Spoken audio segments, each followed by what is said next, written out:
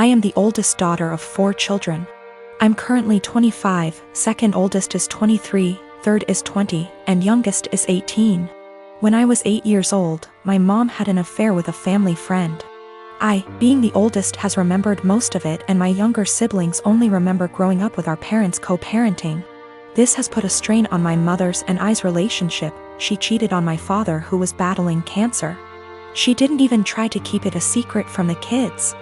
I remember during family / friend gatherings when everyone would be inside and I'd see my mom and the family friend kissing, or doing things in the pool. As a kid I didn't understand, but as I got older I realized what she was doing in front of us, and I feel sick. People ended up catching on to their affair years later, and my mom left my dad and started a new relationship with this family friend. They split up shortly after that because he cheated on my mother. I've confronted her about this after my dad passed, and we all went to see a family therapist. This was roughly 3 years ago. My mom has since remarried to an incredible man, but recently she was out and bumped into this man from her past. They exchanged emails and she confided in me that they have been sending emails back and forth and are planning to meet up to chat and catch up. I read the messages and it's very apparent that the guy still has feelings. While my mom is trying to make it seem like she's just catching up with an old co-worker. But I know my mother, and I know she is still slightly infatuated with this man, and flattered that he still wants her. I mean, it's been years, why else would you want to catch up? My new stepdad knows about her past, and while he doesn't agree with it, it's been years, he wasn't in her life yet. She asked me what I thought about her meeting up with him, and said something along the lines of needing closure. She asked for my honest opinion about the matter, and I told her, to be honest mom, you dealing with this guy in the past ruined yours and daddy's marriage, and you guys had 4 kids. Why you think it wouldn't ruin this one, but why don't you stop being and stop thinking with your and delete this guy's damn email? She cried, said she couldn't believe I just called her and left my house. We haven't spoken for a few days. Today, I got a call from my siblings saying I hurt my mom's feelings and whatever happened between her and daddy's marriage was between them. I disagree. I had to witness my mom cheating on my father. I watched him die in bed while she was off to God knows where with this man. She asked for my opinion, and my opinion is that she's selfish and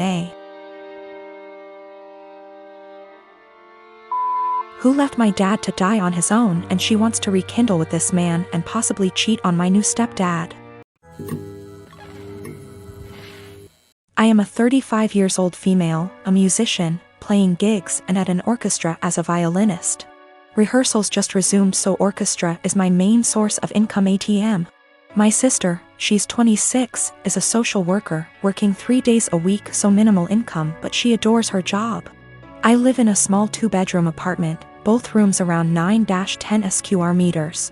Using the second room as a practice room / storage for my instruments, 3 violins, 2 guitars, a digital piano, a small drum kit, and other stuff.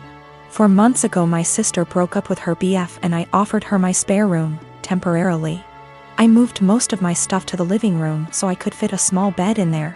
Sis moved in, but she asked me to move more stuff to the living room.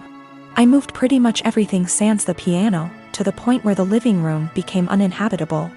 Then she started complaining about my violin playing, saying it gave her headaches. I told her I couldn't stop the daily practice without risking my only steady income. The arguments got worse. She told me to play only when she wasn't home, but with her work schedule I couldn't afford that. I tried switching to the electric violin, but even that can be pretty loud, so it didn't help. Several times I reminded her this was only a temporary arrangement, but she didn't seem to hear me. 2 weeks ago I arrived home to finding my piano in the bathroom, near water and humidity, because my sis needed the space for her new double bed.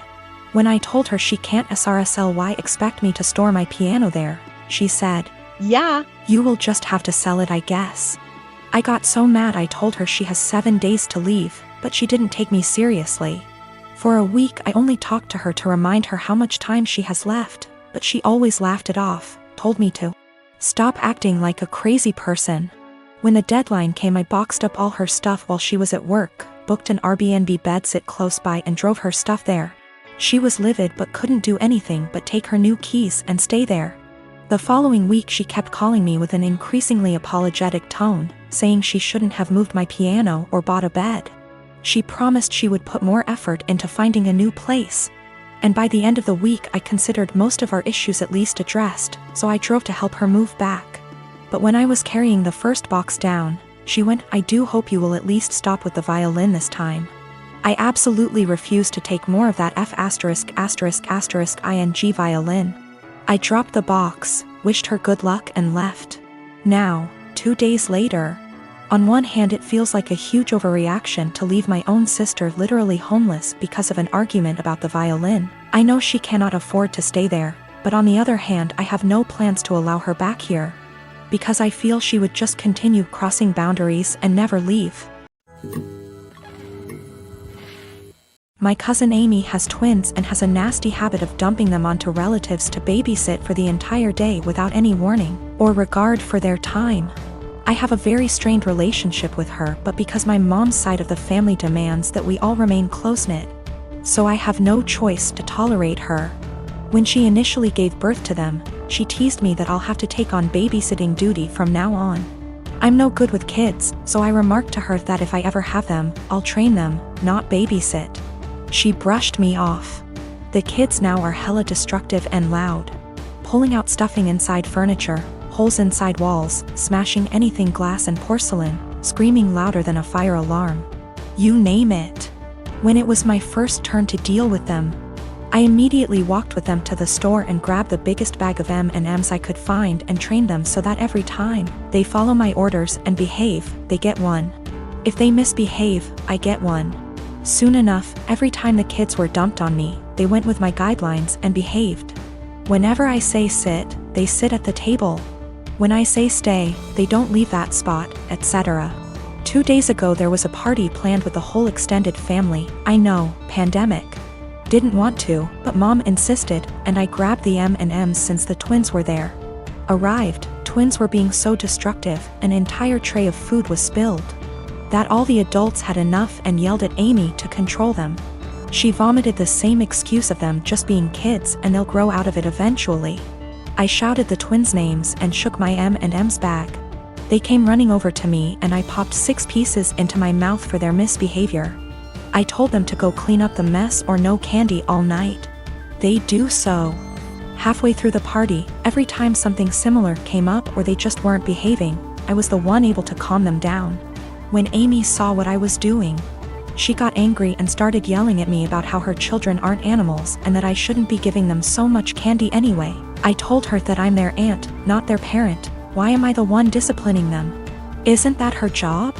She screamed the same argument at me, and since she's their mother, to stop giving them candy. One of the twins overheard and went apes hit. Dashed straight into the kitchen and started shattering anything they can get his hands on, shouting over and over that he wants candy. His twin joined him soon after. I repeated that she's their mother, and just sat in the living room watching it all unfold. At the end, Amy blamed me for them turning out this way.